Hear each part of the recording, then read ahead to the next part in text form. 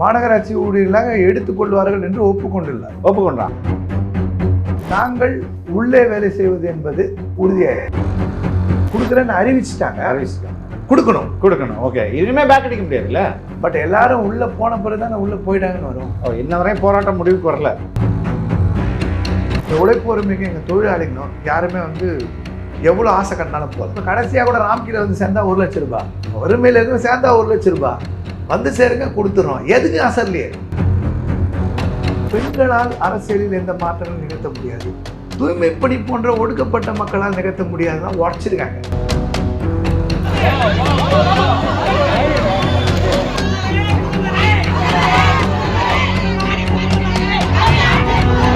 சுடுகாட்டில் போராடுறா, கூவத்தில் போராடுறா, வீரியம் ஆயிடுச்சு, பயங்கரமாக போகுது. அவங்கெல்லாம் சென்னை மாநகராட்சிக்குள்ளே இருந்துட்டு கோரிக்கை வைப்பாங்களாமா. இந்த சங்கங்கள்லாம் இவங்க சென்னை மாநகராட்சிகளோட நிரந்தர ஊழியர்களை வச்சுட்டு நடத்தக்கூடிய சங்கங்கள். அவங்கெல்லாம் உள்ளே இருக்கணுமாமா. போராடுற நாங்கள் எங்கள் தொழிலாளி மட்டும் ராம்கீல போய் சேர்க்கணும். இப்போ மற்ற கோரிக்கைகளான வீடு தர்றது, உணவு தர்றது, இதெல்லாம் எந்த அளவுக்கு நிறைவேற்றப்பட்டிருக்கு? சாப்பாடு தர விஷயத்துல சாப்பாடு நிறைய பேர் திருப்தியாக இல்லை. எங்களுக்கு என்ன ஒரே ஒரு நீங்கள் அதிக சம்பளம் வேற கொடுத்துருங்க, அவங்க சாப்பிட்டுப்பாங்க. குப்பையில் எல்லாத்தையும் ஆண்டவனை பார்த்து மூட்டையோ குப்பை இருக்காங்கன்னு சொன்ன இடத்த வலியே புரிஞ்சுக்கலையே. எங்கள் வலியோட புரிஞ்சுக்கிற இடம் என்னன்னா, ஒன்று எங்கள் ஆளுங்க இறந்து போயிருக்காங்க. இறந்து போனவரோட சுடுகாட்டுக்குள்ளேயே போய் எங்கள் தூய்மை பணியாளர் இறந்து போய் அந்த இடத்துல போய் ஸ்ட்ரைட்டாக எரிக்கிற இடத்துல படுத்துட்டாங்க. எங்களை தப்பாக ப்ரொஜெக்ட் பண்ண பார்க்குறாங்க. இந்த 2 கோரிக்கை விட்டாங்க. பாக்கி உள்ள சங்கம்லாம் இருக்குது. ஒரே சங்கம் மட்டும் தான் இருக்குது. போராடுற 1400 பேரும் ஒரே சங்கம் தான், உழைப்பு உரிமைக்கு மட்டும்தான். அது 13 சங்கம் இல்லை, 26 சங்கம், 23 சங்கம் இல்லை. இன்னொன்று விஷயத்தை நாங்கள் ஊடகத்தில் சொன்னோம். நீங்கள் நெக்ஸ்ட் தேர்தலில் என்ன வாக்குறுதி கொடுக்க போகிறீங்க தேர்தலுக்கு? அப்போ பணியந்திரம் படுத்துன்னு சொன்னீங்களா, சம்பளம் கொடுக்க மாட்டேன்னு சொன்னீங்களா? ஏற்கனவே எங்களுக்கு இந்த நிலைமை. உங்கள் மேலேயும் சரி மற்றவர்கள் மேலேயும் சங்கி சாயம் பூசப்பட்டது. ஆமாம், நாங்கள் நீலச்சங்கி. அப்புறம் இவனால் தான் இந்த போராட்டம் நாசமாச்சு. ஆனால் இது தேர்தல் நேரம். இந்த அரசு ஏற்கனவே உங்களுக்கு எழுத்துப்பூர்வமாக தேர்தல் வாக்குறுதிகளெல்லாம் சொன்னது தான். இப்போ தேர்தல் நேரத்தில் இது ஏன் ஒரு ஸ்டண்ட்டாக இருக்கக்கூடாது?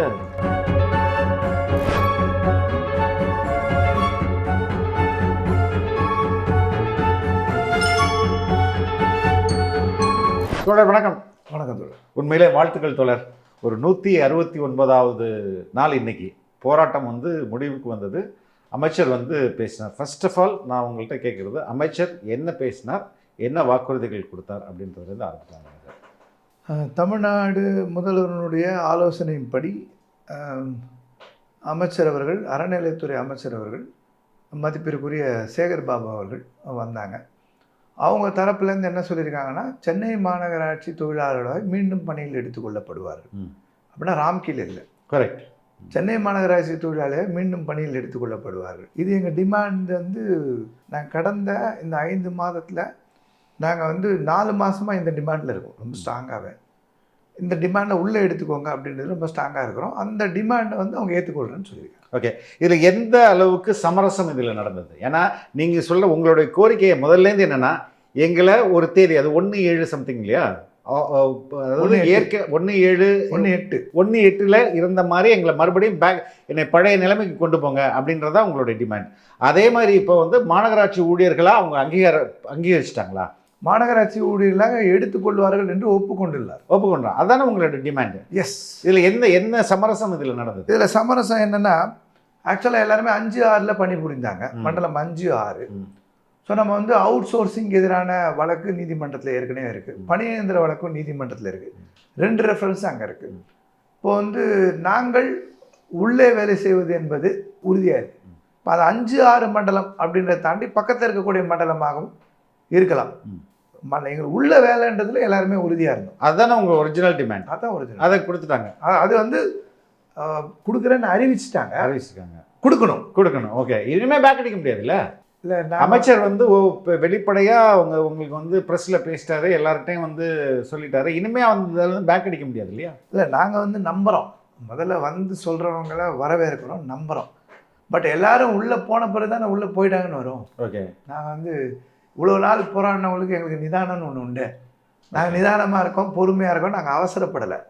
அப்புறம் நாங்கள் 13 நாள் போராடினோம். அதுக்கு இப்போ சொல்லணும்னா நெருக்கடி அனுபவிச்சிருக்கோம். திருப்பி நல்லா ஊடகம் வரைக்கும் 60 நாள் பேட்டி கொடுக்காமல் இருந்துச்சு. திருப்பி 75ஆவது நாளே கலந்தேன்னாங்க. திருப்பி அமைதியாக இருப்போம், திருப்பி இறங்கும், திருப்பி நீங்கள் 150 நாளும் வெற்றிகரமாக மொத்தம் சேர்ந்து 1000 பேருக்கு மேலே அரெஸ்ட் ஆகிருக்கோம். எல்லா சூழ்நிலையும் நிதானத்தையும் கடைப்பிடிச்சிருக்கோம், போர்க்குணத்தையும் கடைப்பிடிச்சிருக்கோம். 2 பாட்டில் தான் இவ்வளோ நாள் வந்திருக்கோம். இதுக்கு ஊடகத்துறையிலேருந்து எல்லா கட்சி தலைவர்லேருந்து எல்லாருமே ஆதரவு கொடுத்துருக்காங்கன்னு ஒன்று, பொதுமக்கள் உட்பட. ஆனால் இப்பயும் நிதானத்தை கடைப்பிடிக்கிறோம். நாங்கள் நிதானமாக தெளிவாக இருக்கோம். எங்கள் தொழிலாளியெல்லாம் உள்ளே போன பிறகு இந்த போராட்டம் முழுமையாக முடிவுக்கு வந்தது என்று எங்களால் சொல்ல முடியும். இன்ன வரையும் போராட்டம் முடிவுக்கு வரல. போராட்டம்னா அரசு கையில் தான் இருக்குன்னு எடுத்துக்கலாமா? இப்போ ஒரு பாயிண்ட் அரசு கையிலே இருக்குது, எங்கள் கையிலையும் இருக்குது. ஓகே, நாங்கள் எப்பயுமே நாங்கள் ரோல் வெளியே வந்துட்டோன்னு சொல்ல மாட்டோம். ஒரு இதுனா உண்ணாநிலை போராட்டத்தை வெற்றிகரமாக முடிச்சுட்டுருக்காங்க. வீதி போராட்டங்கள் நடத்த வேணால் நாங்கள் செய்ய வேணுன்றது சொல்லியிருக்காங்க. இப்போ ரெண்டுமே ஒரு முதல் கட்ட துவக்க நிலை வரவேற்புரிய விஷயந்தான். நாங்கள் அதை பாராட்டுறோம். அடுத்த நிலைக்கு போகணும்னு நினைக்கிறோம். அடுத்த நிலை என்பது நாங்கள்லாம் உள்ளே போய் வேலைக்கு சேர்ந்த பிறகு இல்லை, தொழிலாளிங்க இந்த கோரிக்கை முடிஞ்சிச்சு, எங்கள் போராட்டம் முடிவுக்கு வந்தது, ஆனால் அடுத்த கட்ட வேறு வேறு நிலைக்கு உண்டான போராட்டங்கள் தொடரும் அப்படின்னு சொல்லி நாங்கள் எண்டு கார்டு போகிற அளவுக்கு இன்னும் வரல. ஆனால் இது தேர்தல் நேரம். இந்த அரசு ஏற்கனவே உங்களுக்கு எழுத்துப்பூர்வமாக தேர்தல் வாக்குறுதிகளெல்லாம் சொன்னது தான். இப்போ தேர்தல் நேரத்தில் இது ஏன் ஒரு ஸ்டண்ட்டாக இருக்கக்கூடாது? இல்லை, அப்படி அவ்வளோ சீக்கிரம் போகிற அளவுக்கு இன்னும் தேர்தலும் வரல. ஆக்சுவலாக ஜனவரி மாதம் இது, ஜனவரி பொங்கலே வரல, பிப்ரவரி மாதம் வரைக்கும் இருக்கும். மார்ச் 1 வீக் தான் அறிய போகிறோம். நாங்கள் எப்படின்றது அவங்களுக்கும் தெரியும். நாங்கள் எங்கே போராடுவோம், எங்கே நிறுத்துவோம், என்ன பண்ணுவோன்றது தெரியும். எங்களுடைய பலம் என்னன்றதை பற்றி அவங்க நல்லா உணர்ந்துருக்காங்க. தமிழ்நாட்டு மக்களுடைய ஆதரவு எங்களுக்கு இருந்திருக்கிறது உணர்ந்துருக்காங்க. அவ்வளோ சீக்கிரம் அவங்களும் வெளியே போவாங்கன்னு நாங்களும் நினைக்கல.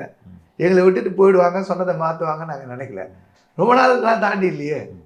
நாங்கள் எப்பயும் எங்கள் நிலையோடு தானே இருக்கோம். எங்கள் ஸ்ட்ரென்த்தையும் நாங்கள் காமிச்சிட்டோம். எங்களோட மொத்த பேரையுமே நாங்கள் 1400 பேர் 1400 பேரும் காமிச்சிட்டோம். நாங்கள் ஒன்றும் எங்கள் டீம் அவ்வளோ சீக்கிரம் வேறு எதுவும் நகர மாட்டோமே. அதான் தோழர், எனக்கு ரொம்ப ஆச்சரியமாக இருக்கிறது இந்த நம்பர்.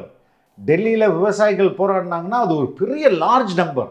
ஜல்லிக்கட்டில் போராடினாங்கன்னா பெரிய லார்ஜ் நம்பர், 10,000 20,000 பேர். இது டெல்லி போராட்டமாக இருக்கட்டும், எந்த போராட்டமாக இருக்கட்டும். அரசு ஊழியர்கள் போராட்டம்னா அது ஒரு 5,000 பேர், 10,000 பேர், 50,000 பேர். ஆனால் இது வெறும் 1,400 பேர். 1,400ன்றது ஒரு ஓட்டு அரசியலில், வாக்கு அரசியலில் அது நத்திங். அந்த நம்பர்ன்றது நத்திங், இக்னோர் பண்ணிட்டு போயிடுவாங்க. அதை தான் இவ்வளோ நாள் இந்த அரசு பண்ணியிருந்துச்சு. ஆனால் திடீர்னு இந்த 1,500 பேர் ஒரு அரசை மறுபடியும் தன்னுடைய வழிக்கு இழுத்துட்டு வந்திருக்காங்க இல்லையா? இது ஒரு பெரிய ஆச்சரியம் இல்லையா தொடருது?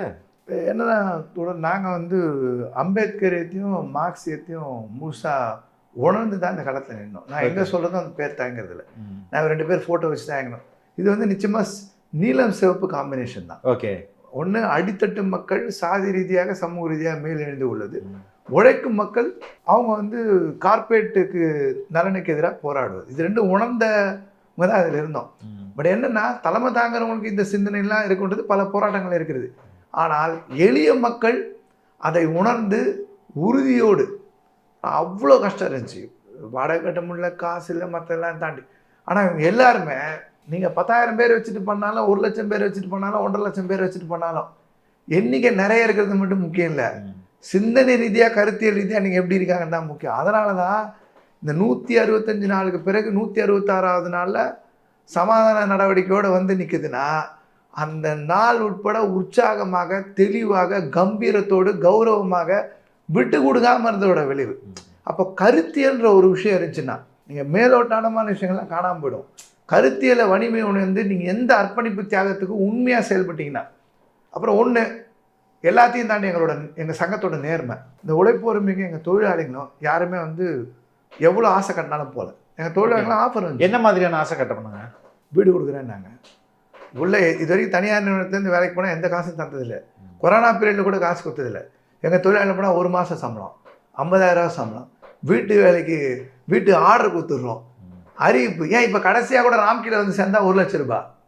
ஓகே, வறுமையில் எதுவும் சேர்ந்தா 1,00,000 ரூபாய் சேருங்க, கொடுத்துட்றோம். எதுக்கும் அசர்லையே சார். நிறைய பேர் பிளாட்ஃபார்மில் வாழ்கிறவங்க, குடிசையில் வாழ்கிறவங்க, வீடு இல்லாதவங்க, சாதாரண எங்கே வேணால் கிடைச்சா வாழ்வாங்க. இந்த மாதிரிலாம் இருக்காங்க. இதில் பயங்கர உள்ளெல்லாம் போனால் அவ்வளோ கஷ்டம், கண்ணீர் இருக்கும். ஆனால் அந்த தொழிலாளிகிட்ட சுயமரியாதை இருந்தது இருக்குல்ல. என்ன கிடைக்கிட்டு அவனை காசு கொடுத்தா வாங்கிடலாம், போலீஸ் வச்சு மிரட்டினா முடிஞ்சிடும், எது பண்ணாலும் போயிடலாம். அது நடக்கலை சார். உண்மையாகவே இந்த கொள்கை கோட்பாடு இருக்குல்ல, நீங்கள் வந்து சிகப்பு நீலம்ன்ற கான்செப்ட் இருக்குல்ல, அதோட வலிமை இருக்குல்ல, அந்த வலிமை வந்து தொழிலாளிகள் வந்து நிரூபித்தாங்க. அந்த நிரூபித்தது தான் இந்த எல்லை வரைக்கும் போயிருக்கு. ரெண்டாவது, இவங்கெல்லாம் நிறைய படிக்கல. கல்வியற்றவர்களால் ஒரு அரசியலுக்குள்ளே பெரிய மாற்றங்களை நிகழ்த்த முடியாது. அதுவும் பெண்களால் அரசியலில் எந்த மாற்றங்களும் நிகழ்த்த முடியாது. தூய்மை பணி போன்ற ஒடுக்கப்பட்ட மக்களால் நிகழ்த்த முடியாதுதான் உடச்சிருக்காங்க. நீ வந்து படித்தேன் படிக்கல, நீ எப்படி இருக்க எப்படி இருக்கல, நான் பேசுகிறது மெட்ராஸ் மொழி, என்னோடய பாஷை மெட்ராஸ் மொழி, நாங்கள் தங்குறது குடிசை பகுதி இருக்கும், இல்லை வேறு ஏழ்மை நிலை பகுதி கூட இருக்கும். எங்களுடைய போராட்டங்கள் எவ்வளோ வலிமை நிறைந்தது. எங்களால் எதையும் செய்ய முடியும், எதையும் சாதிக்க முடியும் அப்படின்னு எங்களோட முக்கியமான ஆயுதம். நாங்கள் என்ன நினச்சோன்னா, இது வரைக்கும் நாங்கள் சென்னை மாநிலத்தில் 2021 இருக்கோம். நாங்கள் ஆரம்பத்துலேருந்தே நாங்கள் கையில் எடுத்த மிகப்பெரிய ஆயுதம் பெண் தொழிலாளருடைய பலம். ஓகே, இதுதான் இவ்வளோ பெரிய. நான் என்னோட கணிப்புப்படி என்னன்னா, தமிழ்நாடு முழுக்க எந்த கட்சியாக இருக்கட்டும், எந்த அரசியலாக, எந்த தொழிற்சங்கமாக இருக்கட்டும், பெண்களை மட்டும் சரிசமமான நிலைமையோட அவங்களுக்கு உரிய மரியாதையோட கௌரவத்தை நீங்கள் கொடுத்தீங்கன்னா தமிழ்நாடுல இந்தியாவே மாறும். ஓகே, அது எம்பி சீட்டாக இருக்கட்டும், எம்எல்ஏவாக இருக்கட்டும், எந்த இடமா இருக்கட்டும், பெண்கள் அரசியல் களத்துக்குள்ளே வந்தாங்கன்னா எல்லாத்தையும் புரட்டி போட்டுருவாங்க. உங்களையே வந்து தொழிற்சங்கங்களே வந்து தப்பாக பேசினாங்க இல்லையா? ஓகே, இது வந்து வெற்றி பெறாது, நீங்கள் போயிட்டு ராம்கிக்கே சேர்ந்துருங்கன்னா உங்களை போன்ற தொழிற்சங்கங்களே சொன்னாங்களே. ஆமாம், இப்போ என்னன்னா அதான் இருக்குல்ல. இப்போ இந்த ஒரு 5 நாளுக்கு முன்னாடி, ஒரு வாரம் முன்னாடி நிலைமை என்னன்னா, கார்பரேஷனில் இருக்கக்கூடிய கூட்டமைப்பு சங்கங்கள், ஐஎன்டியூசி, ஏஐடியூசி, பிஎம்எஸ், வேற அம்பேத்கரிய சங்கங்கள், இந்த பேரெல்லாம் போட்டு இவரெல்லாம் சுயநலத்தோடு ஈடுபடுகிறார்கள், இவங்க தொழிலாளியை வந்து தப்பாக டைரக்ட் பண்ணுறாங்க, இவங்கெல்லாம் தூக்கின்னு வந்து வைங்க. என்ன தெரிஞ்சிச்சுன்னா, அவங்க வழி நடத்துகிற சிபி எங்களுக்கு ஆதரவு, ஓகே, காங்கிரஸ் எங்களுக்கு ஆதரவு, பிசிகே தலைவர் எங்களுக்கு ஆதரவு, நீங்கள் வந்து பிஜேபி, ஈவன் பிஜேபி ஒன்றிய அமைச்சர்லேருந்து மாநில அமைச்சர்லேருந்து எங்களுக்கு ஆதரவாக இருக்க, யாருமே எங்களுக்கு எதிராக. அவங்க மாநில சங்கங்கள் ஃபுல்லாகவே எங்கள் கோரிக்கை ஆதரிக்கிறாங்க. ஓகே, ஆனால் இவங்க சென்னை மாநகராட்சிக்கு உட்பட்டு உடைக்கலாமா, இவ்வளோ நாள் போராட்டத்தோடு இப்போ வீரியம் ஆயிடுச்சு. அவன் சுடுகாட்டில் போராடுறான், கூவத்தில் போராடுறான், வீரியம் ஆயிடுச்சு, பயங்கரமாக போகுது. அப்புறம் இன்னொரு இதில் விஷயம் என்னென்னா, அவங்கெல்லாம் சென்னை மாநகராட்சிக்குள்ளே இருந்துட்டு கோரிக்கை வைப்பாங்களாமா. இந்த சங்கங்கள்லாம் இவங்க சென்னை மாநகராட்சிக்குள்ளோட நிரந்தர ஊழியர்களை வச்சுட்டு நடத்தக்கூடிய சங்கங்கள், அவங்கெல்லாம் உள்ளே இருக்கணுமாமா. போராடுற நாங்கள் எங்கள் தொழிலாளி மூணு ராம்கீழ போய் சேரணுமாமா. ராம்கீழ சேரணும்னு சொல்லி சென்னை மாநகராட்சியில் வேலை செய்து இயங்கக்கூடிய சங்கங்கள் சொல்கிறது. சென்னை மாநகராட்சி கீழே வேலை செய்கிறவங்க. ஆனால் எந்த அளவுக்கு ஒரு துரோகத்தையும் ஒரு வெறுப்பு விஷயத்தையும் இப்போ நேற்று கடிதம் கொடுக்க ஆரம்பிக்கிறாங்க. இந்த ராம்கிக்கு போனவங்கலாம் கூட திருப்பி இங்கே வேலை கொடுங்க, ஓகே, அவங்களாம் ரொம்ப கஷ்டப்படுறாங்க. அப்படின்னா ஒன்று நல்லா போகுதுன்னா அதை கெடுக்கிறதுக்கும் காலை பிடிச்சி இழுக்கிறதுக்கும் விமர்சனம் பண்ணுறதுக்கு 1000 பேர் வருவோம். இல்லை, என்னுடைய கேள்வியும் அதை தான். இப்போது இந்த சங்கம் தன்னை மறுபடியும் மாநகராட்சி ஊழியர்களாக வந்து அறிவிக்க போகிறதா அந்த உத்தரவாதம் வாங்கிட்டாங்க. இது மற்ற ஜோன்களில் எந்த மாதிரியான பாதிப்புகளை ஏற்படுத்தும்? ஒரு பாயிண்ட் என்ன, எந்த பாதிப்பு எங்களுக்கு வந்து சென்னை மாநகராட்சி திருப்பி பழைய நிலைமையில் வேலை தான். பணியந்திர கோரிக்கை ஒன்றும் முடியல. அது புரியுது. தமிழ்நாடு முழுக்க பணியந்திர கோரிக்கை இல்லை. ஸ்டெப் 1 அதுக்கடுத்த ஸ்டெப் 2 போயிடலாம். எங்களுக்கு மட்டும்தான் வழக்கு, வேறு யாரும் சட்ட வழக்குலையும் இல்லை. அதான் ஒரு விஷயம். எல்லாருமே கான்ட்ராக்ட் போயிட்டாங்க. 2021 கான்ட்ராக்ட் போயிட்டாங்க அத்தனை பேருமே. இந்த போனவங்கலாம் யாருமே பெருகி நீதிமன்றம் கூட போகல. அந்த கான்ட்ராக்டில் போனவங்க 565 760 சம்பளம். நாங்கள் கோர்ட்டில் இப்போ கேஸில் ஆர்டர் வாங்கி வருது 150 கோடி. இதுவரை சென்னை மாநகராட்சியில் 250 கோடிக்கு மேலே ஒதுக்க வச்சது எங்கள் உழைப்போர் உரிமைகளோட வழக்குகள். அந்த தொழிலாளிலாம் யூனியனே இல்லையே சார். பிரச்சனை என்னென்னா, நீங்கள் 11 மண்டலத்தில் ராம்கி அட்வைசர் சுமித் கம்பெனியில் வேலை செய்கிறவங்க யாருமே தொழிற்சங்கத்திலே இல்லையே. பாவம். ஒரு சங்கம் இருக்கும், ஒரு அமைப்பு இருக்கும், வழக்கு நடத்தும், அது கேஸ் போட பண்ண இல்லையே. எந்த சங்கங்களும் அவங்க இல்லையே. சங்கத்தை போனால் வேலையை விட்டுல எடுத்துன்னு மிரட்டி வச்சுருக்காங்க. ஓகே, இப்போ என்ன தாக்கம் செலுத்தும்? அப்புறம் சங்கமாக இப்போ அவங்களும் மாநகராட்சியில் வேலை கிடைக்கணுன்ற கோரிக்கை கூட நாங்கள் வைப்போம். நாங்கள் தமிழ்நாடு முழுக்க தனியார் விஷயத்தை ரத்து பண்ணிட்டு மொத்தத்தையும் சென்னை மாநகராட்சி உட்பட எல்லா மாநகராட்சி, பேரூராட்சி, ஊராட்சி, நகராட்சியில் வைங்கன்ற கோரிக்கையை நாங்கள் வைப்போம். நாங்கள் வந்து எங்களுக்காக மட்டும் போராடணும் இந்த காலத்துக்கு வரல. எங்கள் போராட்டத்தோடு சேர்ந்து தமிழ்நாட்டில் உள்ள எல்லா தொழிலாளிகள், இப்போ நாங்கள் எங்களை வெளியே அனுப்பிச்சு கான்ட்ராக்ட்னா அந்த கான்ட்ராக்ட் தொழிலாளிக்கு சம்பளத்தை பெற்று கொடுத்து எங்கள் சங்கம். ஒரு நாங்கள் உள்ளே போகும்போது ஃபஸ்ட்டு பிரச்சனை என்ன, 555 ரூபா உள்ளே போனாங்க. கோர்ட்டில் போய் சண்டை போட்டோம், ஜெயித்தோம். அந்த ஒரு பார்ட்டில் 760 ரூபா சம்பளம் முதல்ல இந்த 5-6 உறுதியாச்சு. ஓகே, இப்போ எல்லாருக்கும் உறுதியாக போகுது. நாங்கள் போராடினோம், வீடு அறிவிப்பு வந்துச்சு, சாப்பாடு அறிவிப்பு வந்துச்சு, வேற அறிவிப்பு. ஆனால் தமிழ்நாட்டில் ஒன்றும் நிரந்தரம் வரல. நிரந்தரம் வரணும். ஊராட்சியிலேருந்து மாநகராட்சி உள்ள அத்தனை தமிழ்நாடு முழுக்கிறவங்களுக்கு சாப்பாடு வரணும். வீடு அறிவிப்பு சொல்லியிருக்காங்க. 1000 பேருக்கு ஆர்டர் இருக்காங்க. தமிழ்நாடு முழுக்க ஆர்டர் வரணும். ஸோ எல்லாருக்கும் பணியந்திரம் வரணும். ஸோ மற்றதெல்லாம் இப்போ எங்கள் வேலை முடிஞ்சிச்சு, நாங்கள் இதை பேர் போராடினா வேறு எதுவும் பிரச்சனை இல்லை. அப்படி இல்லை. நாங்கள் வைக்க வேண்டிய கோரிக்கையும் தூய்மை பணியாளர் கோரிக்கையும் தொடர்வதற்கு என்றே இருக்கிறோம். இப்போ மற்ற கோரிக்கைகளான வீடு தர்றது, அது உணவு தர்றது, இதெல்லாம் எந்த அளவுக்கு நிறைவேற்றப்பட்டிருக்கு? அதில் உங்களோட நிலைப்பாடு என்ன? இப்போ என்னென்னா, சாப்பாடு தர விஷயத்தில் சாப்பாடு வந்து நிறைய பேருக்கு திருப்தியாக இல்லை. டைமிங்ஸ் வந்து சரியில்லை, திருப்தி இல்லை, சரியாக வேகலை, சமைக்கிறவங்க கரெக்டாக வந்து கொண்டு பல பிரச்சனை இருக்குது. எங்களுக்கு என்ன ஒரே கோரிக்கைனா, நீங்கள் அதிகம் சம்பள வீராக கொடுத்துருங்க, அவங்க சாப்பிட்டுப்பாங்க. நீங்கள் தான் இந்த தொகையை ஒதுக்கியிருக்கீங்க, ஒதுக்கப்பட்ட தொகையை அவங்களுக்கு கொடுத்துருங்க. அதுவும் ஒரு கான்ட்ராக்ட் தானே கொடுத்துருக்காங்க, ஒரு கம்பெனி தான் சொல்லுங்க. அது வேண்டாம், நீங்கள் தொழிலாளி டைரெக்டாக சம்பளமாக கொடுத்துருங்க, அந்த பிரச்சனை முடிஞ்சிடும். ரெண்டாவது, தூய்மை பண்ணி தமிழ்நாடு முழுக்க எல்லோரும் வேலை பார்க்குறாங்க. நாங்கள் தான் 5-6 மணி தான் வேலை பார்க்குறோம், சென்னை மாநிலத்தில் ஊரில் இருக்கிற எல்லோரும் பார்க்குறாங்க. ஸோ எல்லாருக்குமே நீங்கள் அறிவித்த சம்பளம், சாப்பாடு கொடுக்குறது உட்பட வீடு ஆர்டரை கொடுங்க. ஆனால் இது ரெண்டுத்தெல்லாம் தாண்டி முதல்ல வந்து தேர்தல் வாக்குறுதி 153, 285. அது என்னென்ன? ஒன்று 10 வருடங்கள் பணி முடிந்தால் பணியந்திரம் செய்ய வேண்டும் 153. 285 ஊராட்சி முதல் வேலை செய்யக்கூடிய அனைத்து தூய்மை பணியாளர் அத்தனை அரங்கத்திலும் இவர்கள் பணியந்திரம், சம்பள உயர்வு போன்ற கோரிக்கைகள் நிறைவேற்றப்பட வேண்டும். இந்த கோரிக்கையை நிறைவேற்றுங்க அப்படின்றதுல நாங்கள் ரொம்ப ஒன்று நிறைவேற்றதுக்கு முன்னாடி அடுத்தது டக்கு டக்குன்னு போறீங்களே நீங்கள். சார் ஒரு விஷயம் இல்லை சார், எங்கள் ஜனம் பசியில் இருக்குது. அப்புறம் நாங்கள் மட்டும் சாப்பிட்டா போதும் நாங்கள் எப்படி நினைக்க முடியும்? சுயநலமாக இருக்க மாட்டோமா? இப்போ தொழிலாளி இவ்வளோ நாள் கஷ்டத்தில் நாங்கள் இருந்திருக்கோம், எவ்வளோ பேரோட கூக்குரல் கேட்டிருக்கோம், போராட ரோடில் வெளியே வர முடியாமல் இருக்கிறான். சில சங்கங்கள் ஒன்று துரோக சங்கங்களாக இருக்கிறாங்க, சில சங்கங்கள் உண்மையாக நம்பிக்கை வச்சுருக்காங்க, இன்னும் கூர்மையாக போராடாமல் கூட இருக்காங்க, சில சங்கங்கள் கூர்மையாகவும் போராடிட்டு இருக்காங்க. நான் எல்லாரையும் ஒரே கேட்டகரியில் பார்க்கல. அப்போது இது போன்ற நிலைமையில் இருக்கும்போது அந்த தொழிலாளிக்கு எல்லாரும் குரல் கொடுக்கணும்ல. இப்போ நாங்கள் மட்டும் குரல் கொடுத்ததுனால தான் நடந்ததுன்னு நாங்கள் சொல்ல விரும்பலை. தமிழ்நாடு முழுக்க பொதுமக்கள், பல்வேறு அரசியல் கட்சியினை சேர்ந்தவர்கள், தொழிற்சங்க தலைவர்கள், குறிப்பாக ஊடகத்துறையினர் எல்லாரும் இதை மேலே தள்ளியிருக்காங்க. ஆனால் நேரடியாக ஒவ்வொரு நாள் துன்பத்தையும் கஷ்டத்தையும் பிரச்சனையும் தாங்கி பிடிக்கிறதும் அடுத்தடுத்து எப்படி கொண்டு போகலான்ற வலி வேதனையை சங்கமும் உறுப்பினர்கள் தான் அனுபவித்தோம். புரியுது. ஆனால் எல்லாரும் தானே கை தூக்கி விட்டாங்க. ஆனால் இவங்களுடைய போராட்ட வடிவங்கள் உண்மையிலேயே ஒரு என்ன சொல்கிறது, வெல் பிளான்டாக ஆட்டோமேட்டிக்காக நடந்ததான்னு நீங்கள் தான் சொல்லணும். அதாவது சமாதியில் போராடுறது, பீச்சில் இறங்கி போராடுறது, செக்ரட்டரியேட் முற்றுகை, ஒவ்வொரு நாளும் ஒவ்வொரு போராட்டம், எல்லாமே எஃபெக்டிவான ப்ரொட்டஸ்ட்.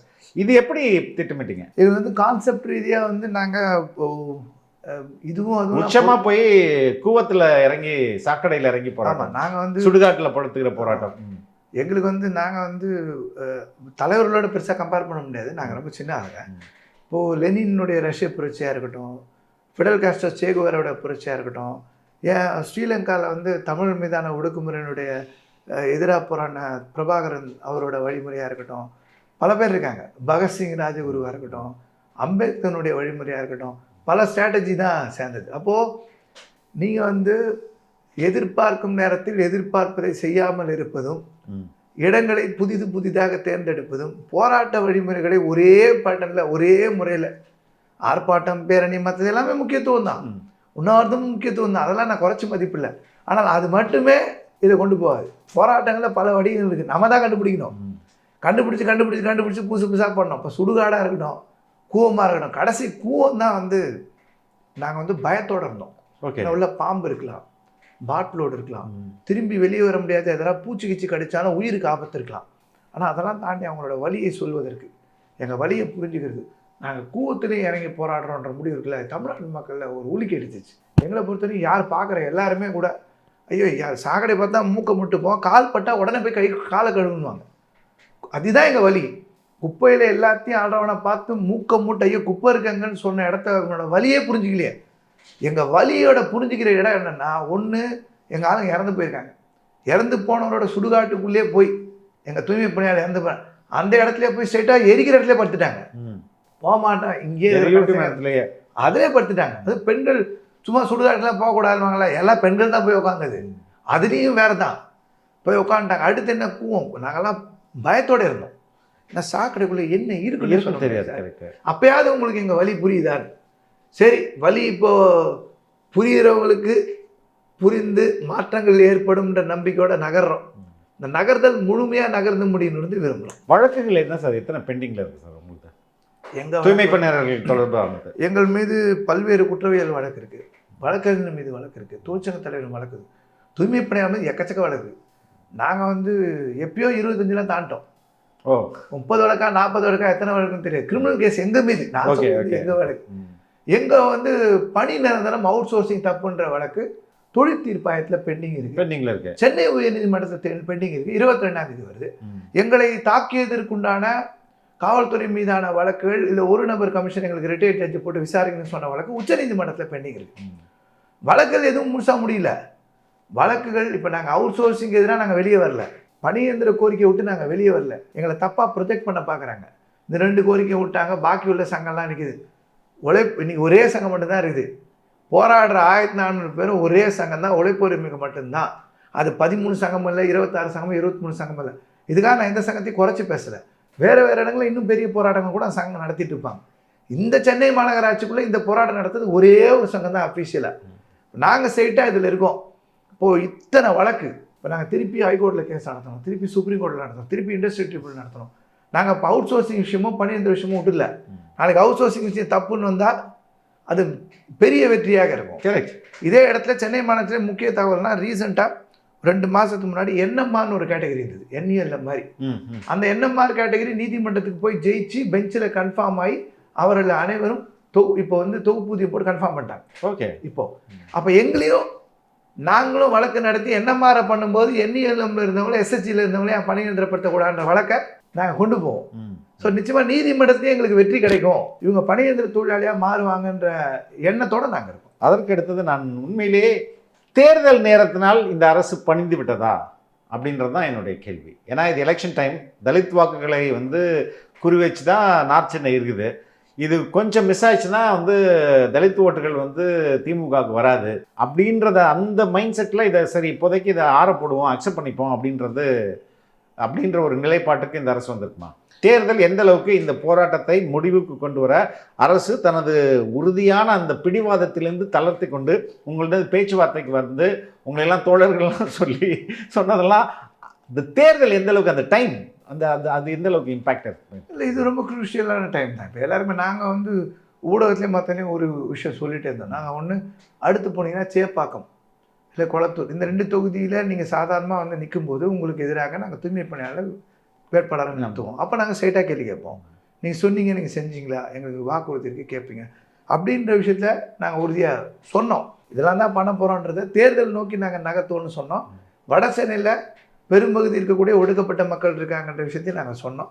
தேர்தல் டைமையும் உறுதியாக முன் வச்சுக்கிட்டு தான் நாங்கள் போராட்டத்தை தீவிரப்படுத்திகிட்டே இருந்தோம். சுடுகாடோ கூவமோ மற்றதோ எங்கள் இன்னொன்று விஷயத்தையும் நாங்கள் ஊடகத்தில் சொன்னோம். நீங்கள் நெக்ஸ்ட் தேர்தலில் என்ன வாக்குறுதி கொடுக்க போகிறீங்க தேர்தலுக்கு? அப்போ பணியந்திரப்படுத்துவேன்னு சொன்னீங்களா, சம்பளம் கொடுக்க மாட்டேன்னு சொன்னீங்களா, ஏற்கனவே எங்களுக்கு இந்த நிலைமை, அடுத்து என்ன நிலைமைன்றதையும் நாங்கள் சொன்னோம். நாங்களும் தேர்தலை முன் வச்சு தான் நகர்ந்தோம். தேர்தலை முன் வைக்கும்போது இந்த கேள்விகள்லாம் வச்சோம். சரி, கேள்விகள்லாம் அவங்க கேட்டு உணர்ந்து மாற்றங்கள் வருவதற்காக நாங்கள் செஞ்சாங்கன்னா இந்த இடத்துல இருக்கக்கூடிய தொழிலாளிங்க அவங்களுக்கு தேவை வேலை, சம்பளம் ஒன்று. இதை வந்து நாங்கள் இப்போ வந்து இதில் எதிர்கட்சி அரசியல் நடத்தலை. நான் ஒரு கட்சி அவர் கட்சி நாங்கள் ஆட்சிக்கு வரணும் அப்படின்றதுலாம் எங்களுக்கு இல்லை. எங்களுக்கு எம்எல்ஏ வேணும், எம்பி வேணும், அதெல்லாம் இல்லை. இதில் நிறைய தப்பானவங்க இவங்க எதாவது மூட்டை வாங்கிட்டாங்க, இவங்களுக்கு எதோ சீட்டு கொடுக்க போகிறாங்க, எம்எல்ஏ சீட்டு கொடுக்க வேறு எதாவது பண்ண போகிறாங்க, ஏன்னா போய் வதந்தி சொல்கிறதுக்கு 1000 பேர் இருக்கா. கஷ்டப்படும்போது அந்த சைட்லாம் வராதவங்க பேசியிருப்போம், வந்தவங்க பேசியிருக்க மாட்டாங்க நிறைய. இப்போ எங்களுக்கு என்னென்னா இந்த பிரச்சனையை நோக்கி தேர்தல் நோக்கி வந்து முடிச்சிட்டாங்கன்னா அந்த தொழிலாளி குடும்பம் அடுப்பெரியும், அரிசி பொங்குவாங்க, சாப்பிடுவாங்க, கொஞ்சம் நிம்மதியாக மூச்சு விடுவாங்க, திருப்பி பணியந்திர கோரிக்கை பலமாக நம்பிக்கையோடு உயர்ந்து திரும்பி பொதுமக்களுடைய ஆதரவோடு அந்த கோரிக்கையை ஜெயிப்பதற்கு உண்டான மட்டும் இல்லாமல் தமிழ்நாடு முழுக்க இருக்க தூய்மை பணியாளருக்கு சம்பளம் வேணும், பணியந்திரம் வேணும், மற்ற கோரிக்கைகள்லாம் நிற்பாங்க. இப்போ தேர்தல் நேரமாக இருக்கனால வந்தாங்கன்னா கூட வரவேற்கணும். வரவேற்று இது முடியணுன்ற நிலைமையில தான் எங்கள் உழைப்புரிமை சங்கம் எதிர்பார்க்கும். ஓகே, உங்கள் மேலேயும் சரி மற்றவர்கள் மேலேயும் சங்கி சாயம் பூசப்பட்டது. ஆமாம், நாங்கள் வந்து நீலச்சங்கி. அப்புறம் இவனால் தான் இந்த போராட்டம் நாசமாச்சு, இவன் தான் கெடுத்து விட்டானுங்க, இவன் திமிர் பேச்சு தான் எல்லாத்துக்கும் காரணம், அவர் 1.5 கோடி வாங்கிட்டாங்க, இவர் இந்த கட்சியால் அந்த கட்சியால், இந்த தலைவரை பார்த்துட்டார் அந்த தலைவரை பார்த்துட்டார், இது எல்லா விமர்சனங்களும் பார்த்துட்டோம். நீதிமன்றத்தில் வந்து சமூக விரோதிகள் இதில் இந்த போராட்டத்தில் புகுந்துட்டாங்க, ஆன்டி சோஷியல் எலிமெண்ட் உள்ள போயிடுச்சு. இதெல்லாம் தமிழக அரசு சொன்ன பதில் தானே. இப்போ அந்த ஆன்டி சோஷியல் எலிமெண்ட்ஸும் அந்த சங்கிகளும் இப்போ தோழர்களாக மாறிட்டாங்களே. சரி, நாங்கள் பேசுகிற சமூக நீதி சமத்துவன்றது வந்து இப்போ நல்லா அவங்களுக்கு வந்து போய் சேர்ந்துருக்கலாம், எங்களோட குரல்கள் வந்து இப்போ கேட்டிருக்கலாம். இப்போ நாங்கள் எங்கள் சாயெல்லாம் வெளுத்து போய் அவங்க சொல்கிற சாயம், நாங்கள் எங்களோட ஒரிஜினல் சாயம் இல்லை இது. அப்போது எங்கள் மேலே பூசப்பட்ட நீலச்சங்கிகள் இல்லை வேறு சாயங்கள் எல்லாம் தெரிஞ்சு இப்போ நாங்கள் சமத்துவத்துக்கான ஆளாக தெரியலாம். தெரிஞ்சால் ரொம்ப சந்தோஷம். ஆனால் ஒன்று, இந்த சமூக நீதி சமத்துவத்துக்கான முகம் ஒரிஜினல் முகம் எங்கள் முகம்லாம். இந்த முகம் எந்த சூழலுக்கும் எந்த சூழ்நிலைக்கும் பணத்துக்காகவோ புகழுக்காகவோ வேறு சூழ்நிலைக்காகவோ அடிபணியாது. ஓகே. ஸோ இப்போ இந்த தொழிலாளர்கள் மேலே போடப்பட்ட வழக்குகள்லாம் இருக்குல்ல, அது வந்து என்ன இது வந்து வழக்குகள் எல்லாம் வாபஸ் பெற்றுவாங்களா இல்லை சார்ஜ் ஷீட் போடாமல் க்ளோஸ் பண்ணிடுவாங்களா? என்ன நிலைமையில் நாங்கள் வந்து நிச்சயமாக எங்கள் அடுத்தடுத்த கட்ட கோரிக்கையில் நாங்கள் வந்து தூய்மை பணியாளர் மீது போடப்பட்ட வழக்குகள், முன்னணிகள் மீது போடப்பட்ட வழக்குகள் இதெல்லாம் திரும்ப பெறணுன்ற கோரிக்கை நாங்கள் முன்வைப்போம். ஏன்னா இவங்க வேலைக்கு சேர்த்துட்டு ஒவ்வொரு நாளாக ஒவ்வொரு எஃப்ஐஆர் போட்டு தூக்கிட்டே இருந்தாங்கன்னாங்களேன். இல்லை, அதான் நாங்கள் அந்த கோரிக்கையில் வந்து நிச்சயமாக வந்து வழக்குகளை திரும்ப பெறணுன்ற கோரிக்கை நாங்கள் முன்வைப்போம், பண்ணுங்கன்னு சொல்லுவோம். முதல்ல இப்போ எங்களுக்கு என்ன, நாங்கள் போய் வழக்குகள்லாம் திரும்ப பெறுங்கன்னு ஃபஸ்ட்டு கோரிக்கை வச்சோன்னா நாங்கள் ஏதோ பயத்துலேருந்து கவலையிலேருந்து திரும்பி போராட மாட்டோன்ற கோரிக்கையில் சொன்ன மாதிரி இருக்கும். எங்களுக்கு வேலை வரட்டும், போராட்டம் எங்கள் வாழ்க்கையோட சம்மந்தப்பட்ட ரத்தத்தோடு கலந்தது. நீ ரோட்லேயும் வீட்லேயும் போராட்டம் தான், சம்பளத்துக்கும் போராட்டம் தான், வாழ்க்கையோட போராட்டம். ஒருவேளை அப்படி இருந்தாலும் நாங்கள் கோர்ட்டை சந்திப்போம். நாங்கள் ஒரு நீதிமன்ற உண்மையை பேசுவோம், அது பிரச்சனை இல்லை எங்களுக்கு. ஆனால் அதையும் வைக்கணும் தான் இருக்கும். நாங்கள் வந்து பிரச்சனை வேலைக்கு போய் முன் வைக்கிறாங்கன்னும் போது அது பிரதானமானது. கரெக்ட். நீங்கள் எங்களுக்கு சம்பளம் இல்லாமல் இருந்திருக்காங்க, பசிப்பட்டு இல்லை, அதுக்கு என்ன எதனா பண்ணுங்கன்னு சொல்கிறதோ, இல்லை எங்கள் வழக்குகள்லாம் வந்து ரத்து பண்ணுங்கன்னு சொல்கிறதோ, அது வந்து செகண்டரி லெவலில் நாங்கள் வச்சுருக்கோம். ஓகே. இறுதியாக ஒன்று சொல்லுங்கள், இந்த எபிசோட் ஒரு 1400 மனிதர்களால் ரொம்ப விளிம்பு நிலை மனிதர்களால் இந்த ஒட்டுமொத்த அரசையும் வந்து அவங்களுடைய பிடிவாதத்தெல்லாம் ஈகோலாம் தூக்கி போட்டு கீழே வா அப்படின்னு வந்து உட்காந்து எங்க கூட பேச முடிங்க அப்படின்றத சொல்ல வைக்கிறது இருக்குல்ல, இந்த நிகழ்வு என்ன செய்தியை நமக்கு சொல்லுங்க சார். 2 நாள் முன்னாடி லண்டன்லேருந்து தொடர்பு பண்ணாங்க. நாங்கள் வந்து இங்கே சானிட்டரி ஒர்க்கர்ஸாக இருக்கோம். நீங்கள் இன்ஸ்டாகிராம் பேஜ் போனீங்கன்னா பார்க்கலாம், சாலிடாரிட்டி வித் சென்னை ஒர்க்கர்ஸ் அப்படின்னு சொல்லி. ஓகே. லண்டனில் அவங்க யாருன்னே எங்களுக்கு தெரியாது. நாங்கள் எதுவும் தொடர்பு கொண்டுலாம் பேசினதில்லை. அப்புறம் கான்டாக்ட் வந்து பேசினாங்க, உங்களுக்காக இருக்கோம், நாங்கள் வேறு எதுனா பண்ணணுமா, நாங்கள் வீடியோ போட்டுக்கோ, செய்தி நாங்களும் சம்பளத்துக்காக போராடுறோம், உங்கள் கஷ்டம்லாம் தெரிஞ்சு பேசணும்னு சொன்னாங்க. நாங்கள் சும்மா சொல்ல மாட்டோம், அங்கேருந்தே பேசுகிறாங்க. என்னென்னா, ஒடுக்கப்பட்டவன் என்றைக்கும் எழுந்துக்க மாட்டான், போராடுறவன் முன்னேற மாட்டான், பெண்களால் எதுவும் செய்ய முடியாது, பல இந்த சமூகத்தில் தப்பான கற்பிதங்கள் இருக்குது, அப்புறம் ஒரு லெவல் தாண்டி எல்லாமே நீர்த்து போயிடும். இது எல்லாத்தையும் உடச்சிட்டாங்க. தமிழ்நாட்டில், இந்தியாவில் நீ நேர்மையின் உண்மையின் பக்கம் நின்று ஒற்றுமையாக இருந்து எதுக்கும் தயாராக இருந்தால் எந்த போராட்டமும் அடுத்த கட்ட எல்லையை நோக்கி அடுத்த கட்டத்தை நோக்கி போகுன்றதுக்கு இது ஆகச்சிறந்த உதாரணம். இந்த 4.5 வருஷம் இந்த இப்போ இருக்கக்கூடிய ஆட்சியில் ஒரு மிகப்பெரிய ஒரு வீச்சை, ஒரு போராட்டத்தை எந்த கேப் விட்டால் தான் திருப்பி ஃப்ரெஷ்ஷாக திருப்பி ஒரே மாதிரி எழுந்து நின்று கம்பீரமாக அண்ணனதுக்கு உண்டான போராட்டம் தூய்மை பணியான போராட்டம். தமிழ்நாட்டில் எங்களுக்கு முன்னாடியே நிறைய போராடிருக்காங்க, இந்தியாவில் போராடிருக்காங்க, இந்தியாவில் இதுக்கப்புறம் போராடுவாங்க. புதுசாக தலைவர்கள் எங்களோட இன்னும் நல்ல தலைவர்களாக இருப்பாங்க, நல்ல தலைவர்கள் இருப்பாங்க, நல்ல போராட்டம் முன்னாடிலாம் இருப்பாங்க. நாங்கள் மட்டும்தான் நாங்கள் கிளைம் பண்ணிக்கிறது எப்பயுமே, அதனால தான் நிதானமாக இருக்கோம். ஆனால் அதெல்லாம் தாண்டி இன்றைக்கி தமிழ்நாட்டுக்கு ஒரு முன்மாதிரி தொழிலாளர்கள் போராளிகள் என்று சொன்னால் இந்த பெண் தூய்மை பணியாளர் தான் நாங்கள் சொல்லுவோம். உண்மை ஜெயிக்கும், நேர்மை ஜெயிக்கும், இறுதியாக நல்லது ஜெயிக்கும், தொழிலாளருடைய ஒற்றுமை ஜெயிக்கும். நீங்கள் அதான் தொழிலாளர் ஒற்றுமை இருக்குல்ல, அதுதான் ரொம்ப கஷ்டம். நீங்கள் உண்மையாக இருந்துடலாம், ஆனால் ஒற்றுமையாக இருக்க வைக்கிறது தான் ரொம்ப. அதற்கு எப்படி அவர்கள் இயற்கையாகவே ஒற்றுமையாக இருந்தார்களா, நீங்கள் அவர்களை ஒற்றுமைப்படுத்தினீங்களா, அதுக்கு என்ன பண்ணீங்க? நாங்கள் வந்து இந்த போராட்டம் நடக்கிறதுக்கு 1 மாதத்துக்கு முன்னாடியே உண்டியல் வசூலில் ஈடுபட்டோம். ஓகே. தனியார் மயப்படுத்துறதுக்கு ஆபத்து இருக்குது, ஜனங்க போய்ட்டுவே நிறைய பிரச்சாரம் பண்ணோம். அதான் ஃபஸ்ட்டு நடவடிக்கை நாங்கள் எடுத்தோம். அப்புறம் ஆர்ப்பாட்டம் மற்ற கோரிக்கைலாம் லைட்டாக பண்ணிகிட்டே இருந்தோம். 1ஆம் தேதி எங்கள் சங்கம் பெரும்பான்மையாக இல்லை, நாங்கள் ஒரு 10% வச்சு தான் இருந்தோம். 1ஆம் தேதி பிறகு எல்லா சங்கம் போய் ஒரே சங்கமாக மாறிச்சு. 1ஆம் தேதி பிறகு எங்கள் மேலே மொத்த பாரம் வந்து வந்துச்சு. இதை விட பெரிய பெரிய தலைவர்கள் வேறு ஆட்கள்லாம் இதை கூட்டிகிட்டு போயிருந்தா எப்படி இருந்திருக்குன்றது அடுத்து. பட் எங்ககிட்ட வந்து மொத்தமாக சேர்ந்துச்சு. நாங்கள் வந்து ரெகுலராக சந்திப்போம், தினமும் நிர்வாகி கூட்டம் போடுவோம், இல்லை ஊரில் வார்டு கூட்டம் போட வைப்போம். தொழிலாளர் சந்திப்புகள் எக்கச்சக்க சந்திப்பு, கோர்ட்டில் நடந்தால் சந்திப்போம், ஊடகத்தை சந்திப்போம், தனியார் சந்திப்போம், பேசுவோம், அரசியல் பேசுவோம், அவங்க பிரச்சனையை பேசுவோம், ஒரு கேப் விடாமல் இறந்து போயிட்டா பேசுவோம். நாங்கள் வந்து ஒரு சின்ன கேப்பாக விடலை. அப்படின்னா இந்த 167 நாள் பசி மற்றதெல்லாம் மாறிட்டு, வீடு மற்றதெல்லாம் மாறிட்டு அவங்களோட இருந்தோம். இப்போ நான் ஒரு வழக்கறிஞர், சென்னை வழக்கறிஞர், நான் 22 வருஷம் ப்ராக்டிஸில் இருக்கேன். நான் அந்த 5 மாதம் தூய்மை பணியாளராக இருந்தேன்னா, வக்கீலாக இருந்தனால நான் கோட்டை மாட்டலை, அவ்வளோதான். தூய்மை பணி கோட்டை மட்டும் நான் மாட்டலை, என் கோட்டை காட்டிட்டேன். என் கூட இருக்கிற வக்கீல் டீம் உட்பட பல பேர் இருக்காங்க, ஒரு 15 பேருக்கு மேலே இருக்காங்க சாதாரணமாக. என் இளம் வழக்கறிஞர் உட்பட எல்லாமே சம்பாத்தியம் அடுத்து எப்படி போகலான்றதை பார்க்கல. எல்லாமே இதுக்குள்ளே வந்தாச்சு. வந்துட்டு ரத்தமும் சதையுமாக எங்கள் தொழிற்சங்க முன்னணியில் மற்றவங்களும் இருந்தாங்க. அதுதான் முக்கியம். அந்த கான்ஃபிடென்ஸை வாங்குறது தானே முக்கியம். ஆமாம், ஏன்னா நாங்கள் பல தடவை தோத்துட்டோம் தான் எங்களுக்கு வார்த்தை வரும். கீழே விழுட்டோம், எதுவும் நடக்கலை, உங்களால் முடியாது, செய்ய முடியாது. இந்த போராட்டம் தாண்டி வேறு எதுவும் பெருசாக போராட்டம் நடத்த முடியாது. கடலில் இறங்கிச்சு, இதுக்கப்புறம் என்ன போராட்டம் இருக்குது?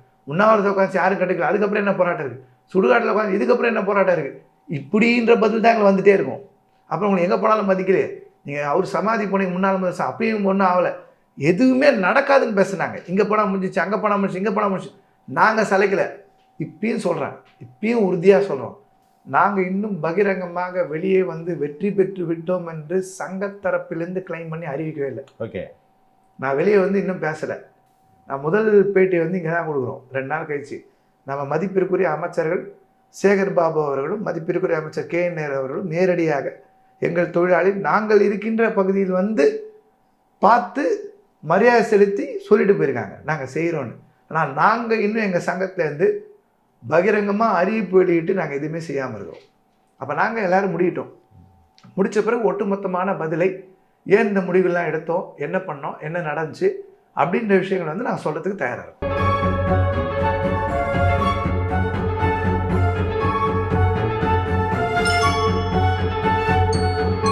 ரொம்ப ரொம்ப நன்றி. நன்றி. தேங்க்யூ.